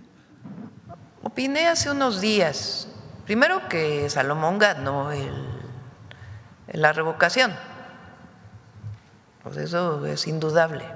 Entonces, él gana él la propone, porque eso también es importante, y gana la revocación. Ahora hubo un porcentaje de la población que a lo mejor no se esperaba que votara en contra. Entonces yo dije aquí, bueno, pues que eso sirva para cualquier gobierno para decirle a ese 40%, pues ¿saben qué? Vamos a trabajar mejor todavía para que todos ellos, terminando el gobierno de Salomón, digan un extraordinario gobierno, ¿no? Entonces, si él toma la decisión pues de hacer estos cambios, pues esperemos que sea siempre para bien de Oaxaca y nuestro reconocimiento a Salomón.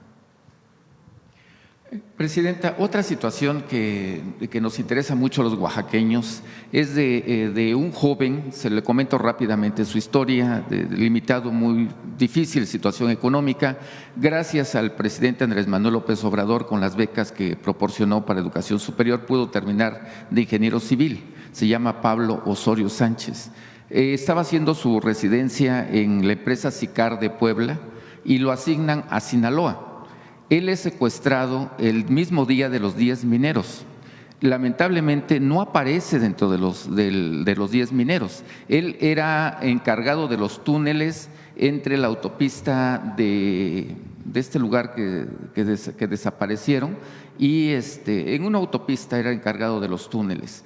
¿Qué es lo que se pide? Que la Fiscalía traiga este caso, que se le dé viralidad, que se le dé importancia, como se le está dando a los otros 10 mineros. Fue desaparecido el mismo día, pero lamentablemente no junto con los mineros. Le digo lamentablemente porque se habla mucho de los mineros, pero no se habla de este caso, de este joven oaxaqueño. Y también que se sepa qué pasa con esta empresa Sicar, si hay alguna situación o por qué no se ha pronunciado en este tema. Sí, le pedimos al Gabinete de Seguridad. Entiendo que ya tienen el caso, pero le pedimos al Gabinete de Seguridad y que pueda informar, por favor. Gracias. Otra situación, presidenta, preguntarle también, recientemente me tocó cubrir periodísticamente hablando la constitución de un nuevo sindicato en el tema de Comisión Federal de Electricidad, principalmente. Ha habido observaciones al SUTER, digo, no estoy descubriendo el hilo negro, pero se constituye este sindicato, el Sindicato Nacional de Trabajadores Electricistas y de Telecomunicaciones.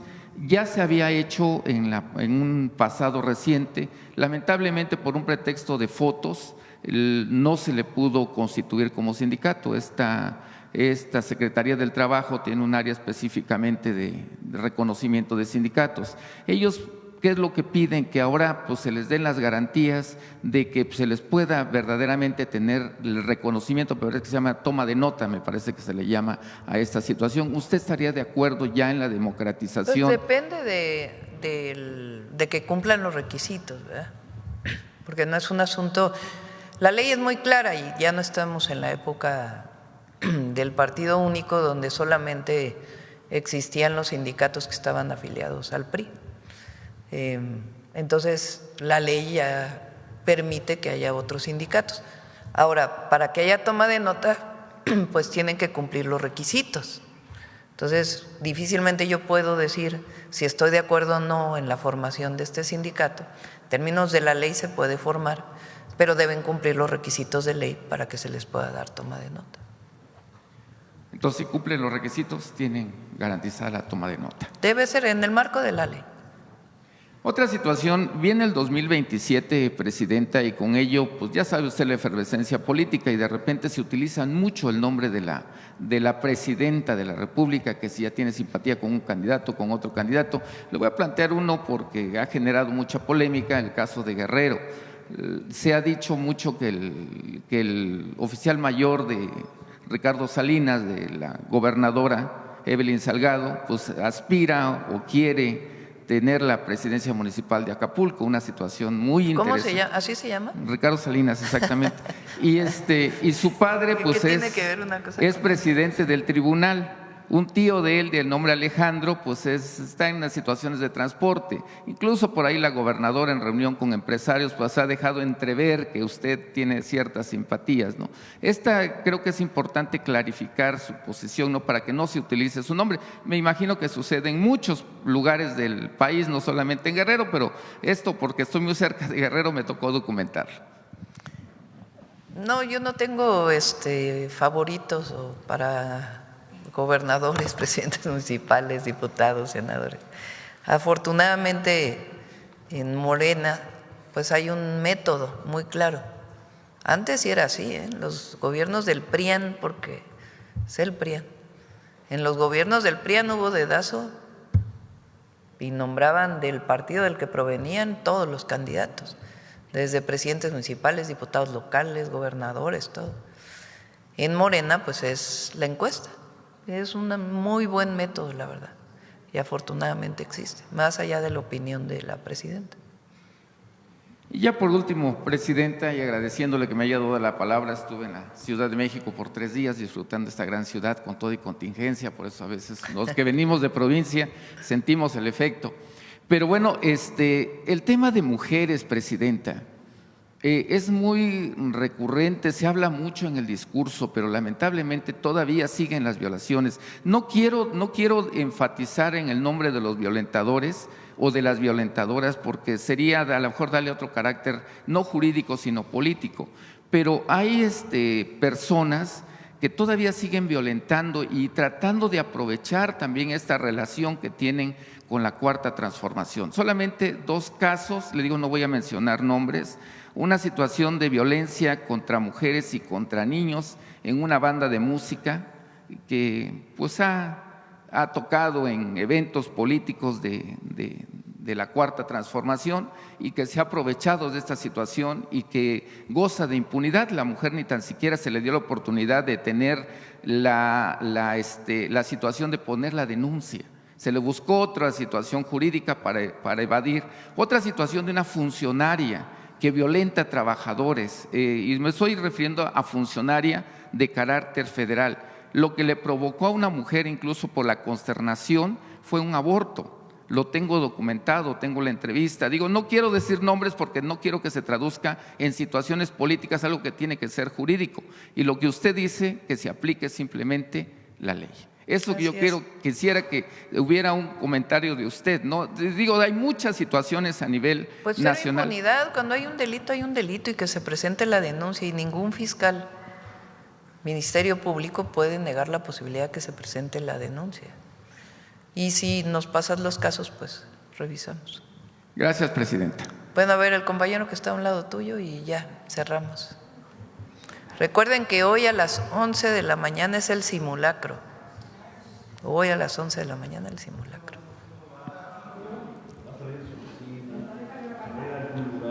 Sí, yo creo que al patio central. Pues no sé, hay que preguntar aquí a Belmonte, compañía. A las 11, a las 11, a las 11. Gracias, Presidenta. Javier Pérez de HCTV Noticias. Preguntarle un poquito más acerca de la reunión y la visita de los representantes de Canadá aquí, sobre todo en el tema, si se trató el tema energético, en cuestión de gas, en cuestión de energéticos y el tema del comercio, aparte de lo que es la revisión del Tratado de Libre Comercio. Hay empresas canadienses que tienen inversiones en México de gas. Por ejemplo, se tocó el tema de la minería. Nosotros planteamos el tema de la importancia de la remediación, porque hay algunas empresas que, desde que vino el primer ministro Carney, lo planteamos, canadienses que no han terminado su remediación, que ya terminaron la explotación de una mina y no han hecho la remediación ambiental que se requiere. Entonces tocamos este tema, personalmente lo planteé, y se habló de otras inversiones desde en gas natural, como tienen ahora, sobre todo en ductos, ¿no? Como ya en otras cuestiones más que de infraestructura productivas, como por ejemplo industria farmacéutica y otros temas. Fue muy buena reunión, la verdad, y la reunión también donde estuvieron los empresarios también fue muy buena. Gracias, Presidenta. Por otro lado, hace unos días se volvió viral y se convirtió en un escándalo en redes sociales unas fotografías de una fiesta de Natalia Suárez, una funcionaria en Puebla vinculada presuntamente a grupos políticos de senador de la República, a Dan Augusto y Nacho Mier. También circulan fotografías del hijo de la misma persona, diputado federal, que también se llama Nacho Mier, con zapatos Louis Vuitton, una chamarra Moncler, cada uno con un valor de más de 40,000 pesos.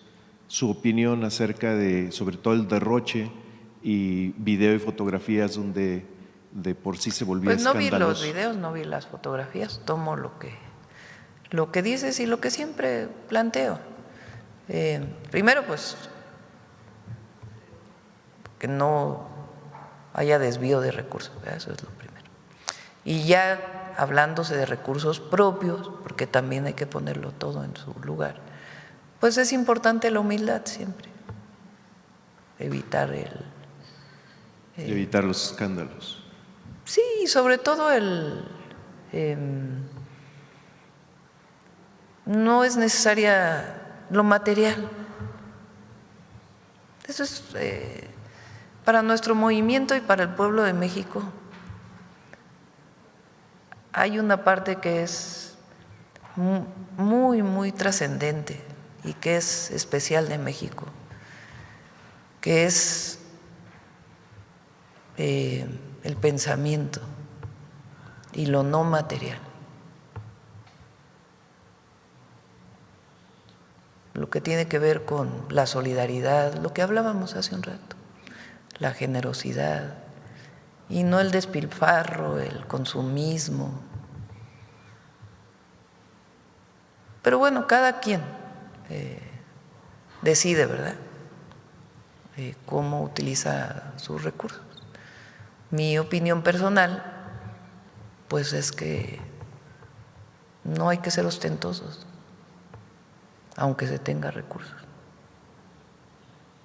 Y hablando precisamente de imagen, Presidenta, Reporte Índigo hizo una encuesta sobre usted, sobre su imagen, no sé si ya había checado esto, y pues tiene usted el puntaje más alto. ¿En dónde salió? El Reporte Índigo. Ah, no lo vi hoy. A ver, ¿tienes ahí Reporte Índigo?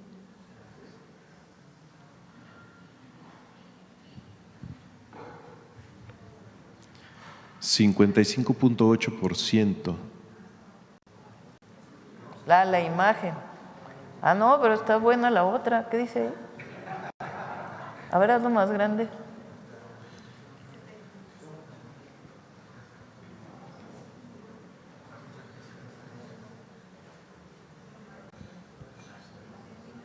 En términos generales, ¿cómo califica el desempeño de la presidenta Claudia Sheinbaum? 78.1, bueno, muy bueno. 21.9, malo, muy malo. ¿Usted aprueba o desaprueba la forma en que la presidenta está gobernando el país? 72.8 aprueba, 27.2 desaprueba. ¿Está bueno? Sí. No la había visto.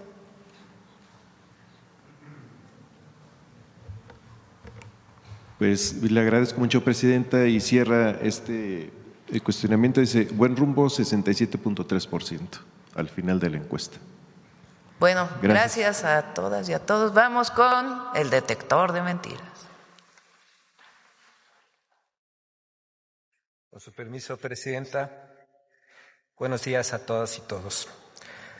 Medios de comunicación y comentaristas han arreciado la campaña de falsedades contra el Gobierno de México y el sistema de salud pública por el brote de sarampión y la vacunación. A pesar de que ya se han aplicado 16.2 millones de vacunas, hay disponibles 27 millones más de vacunas y existen 21,000 puntos de vacunación. Por otro lado, frente a la reforma que reduce la jornada laboral semanal de 48 a 40 horas, hay quienes difunden mentiras afirmando que se abaratan las horas extra o que incluso los trabajadores ganarán menos, pero la propia reforma establece que no puede haber reducción del salario. Veamos el video del detector de mentiras de esta semana.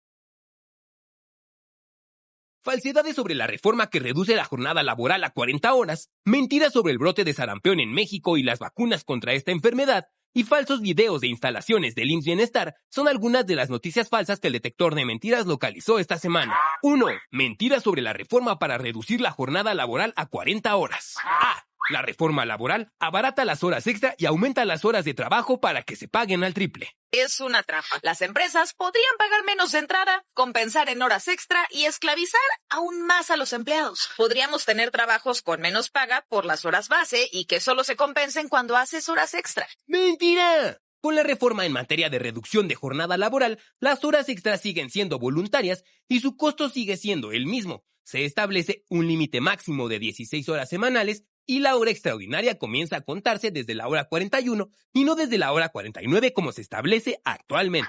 B.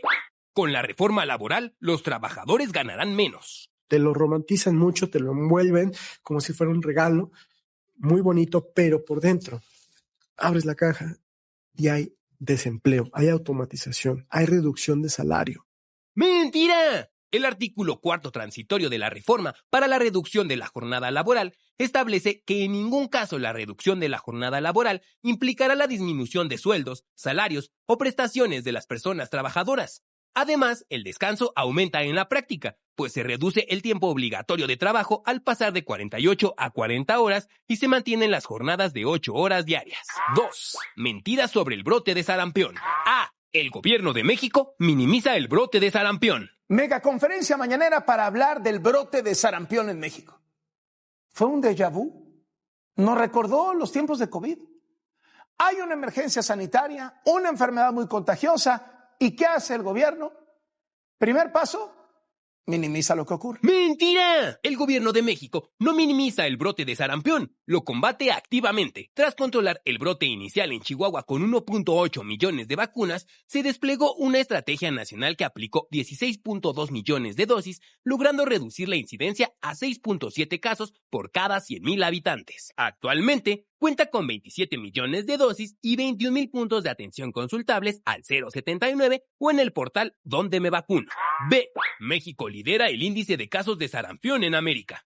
¡Mentira! Según datos de la Organización Panamericana de la Salud, México mantiene una tasa de 6.7 contagios por cada 100,000 habitantes, por debajo de países como Canadá, que tiene 13.63, y Belice, que cuenta con 10.31. Además, con la Estrategia Nacional de Atención al Sarampión, el país cuenta con 27 millones de dosis disponibles para el control del brote.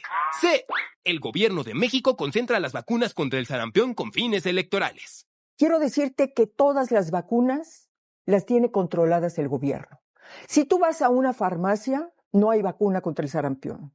Si tú vas a un laboratorio a pedir una vacuna, tampoco hay, porque el gobierno las tiene todas controladas y las tiene concentradas. ¿Por qué y para qué?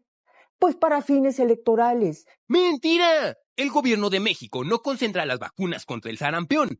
Actualmente, con la Estrategia Nacional de Atención al Sarampión, se están distribuyendo a 27 millones de dosis de vacunas en más de 21,000 puntos de vacunación en todo el país. 3. Expone video ratas dentro de una sala de un hospital del IMSS Bienestar. ¡Mentira! La grabación que circula en redes sociales pertenece a un hospital en la ciudad de Gonda, India, y no a instalaciones médicas del IMSS Bienestar. 4.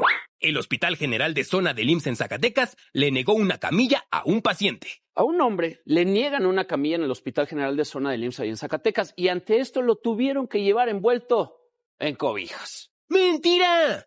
El IMSS aclaró que el paciente arribó a un vehículo particular y fue descendido por sus familiares. En cuanto el personal lo detectó, brindó el apoyo necesario para su movilización.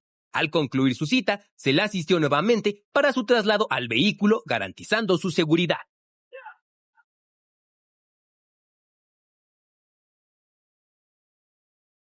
Gracias, presidenta. Buen día. ¿Vamos?